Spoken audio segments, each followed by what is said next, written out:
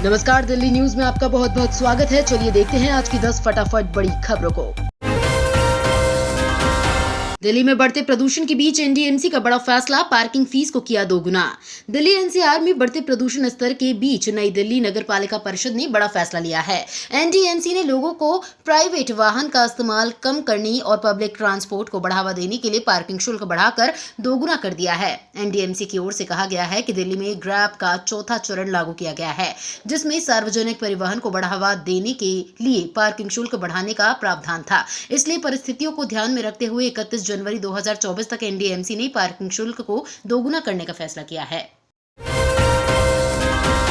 दिल्ली जमीन घोटाले में मुख्य सचिव की बड़ी मुश्किलें, आतिशी ने सौंपी सीएम को 650 पन्नों की रिपोर्ट। दिल्ली की सतर्कता मंत्री आतिशी ने बामनोली भूमि अधिग्रहण मामले में मुख्यमंत्री अरविंद केजरीवाल को रिपोर्ट सौंप दी है। मुख्य सचिव नरेश कुमार के खिलाफ शिकायत के संबंध में 650 पेज की प्राथमिक रिपोर्ट तैयार की गई है। शिकायत में आरोप लगाया गया है कि मुख्य सचिव के बेटे को एक ऐसे व्यक्ति के रिश्तेदार ने नौकरी पर रखा था जिसे एक सड़क परियोजना के लिए अधिग्रहित जमीन के लिए बढ़ा हुआ मुआवजा दिया गया था। दिल्ली में ऑड इवन नियम अभी भी हो सकता है लागू, जहरीली होती हवा के बीच फिर चर्चा। दिल्ली में जहरीली होती हवा की गुणवत्ता को देखते हुए सोमवार से ऑड इवन नियम की वापसी होने वाली थी, लेकिन पिछले हफ्ते यातायात प्रबंधन नियम को चौथी बार लागू करने का फैसला उस समय हवा की गुणवत्ता में सुधार के साथ साथ सुप्रीम कोर्ट की टिप्पणी के कारण रोक दिया गया था कि ऐसा उपाय महज दिखावा है। मंगलवार को दिल्ली के पर्यावरण मंत्री ने एक बार फिर संकेत दिया कि ये नियम अभी भी लागू किया जा सकता है। दिल्ली में प्रदूषण कम करने के लिए शुरू हुआ विशेष जल छिड़काव अभियान। दिल्ली में दिवाली के बाद प्रदूषण स्तर इतना बढ़ गया है कि लोगों का खुली हवा में दम घुट रहा है। दिल्ली की एयर क्वालिटी में गिरावट के बीच दिल्ली के पर्यावरण मंत्री गोपाल राय ने मंगलवार को दिल्ली सचिवालय से विशेष जल छिड़काव अभियान को हरी झंडी दिखाई। दिल्ली में बनेंगी 10 और फैमिली कोर्ट। घरेलू झगड़ों को सुलझाने के लिए राजधानी में 10 और फैमिली कोर्ट बनेंगी। ऐसे में इनकी संख्या बढ़कर 31 हो जाएगी। उपराज्यपाल वीके सक्सेना ने मंगलवार को इसके लिए मंजूरी दी। इस संबंध में अक्टूबर 2019 में प्रस्ताव लाया गया था। करीब 4 साल के इंतजार के बाद मंजूरी दी गई है। इनके बनने के बाद दिल्ली में करीब 1 दशक से लंबित मामलों के निपटाने में तेजी आ जाएगी। दिवाली पर दिल्ली में खूब छलके जाम, एक दिन में 54 करोड़ की बिकी शराब।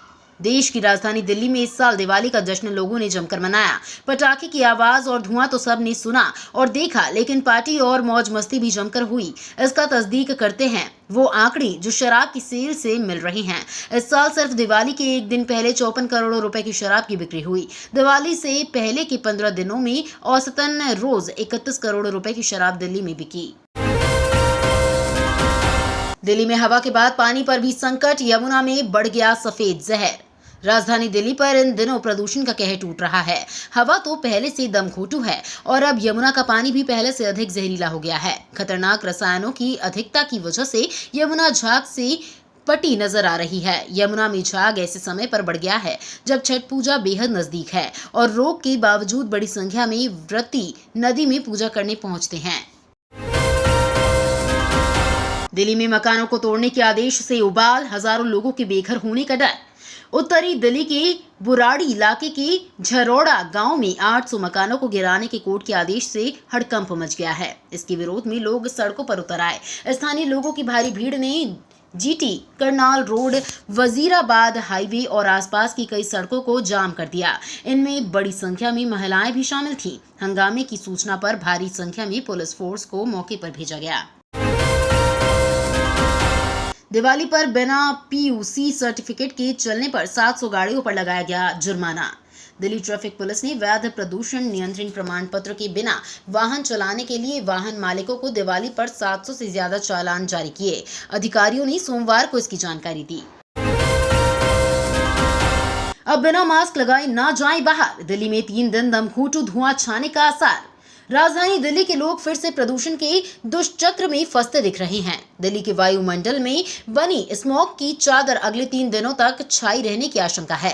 पृथ्वी विज्ञान मंत्रालय द्वारा तैयार किए गए वायु गुणवत्ता पूर्व चेतावनी प्रणाली के मुताबिक अगले 3 दिनों के दौरान वायु की गुणवत्ता गंभीर श्रेणी में रहने के आसार है। इसलिए कुछ हद तक प्रदूषित हवा से बचने के लिए घर से बाहर मास्क लगाकर भी निकलें। तो ये थी आज की बड़ी खबरें। डेली खबरों से अपडेट रहने के लिए चैनल को सब्सक्राइब करना बिल्कुल ना भूलें। धन्यवाद।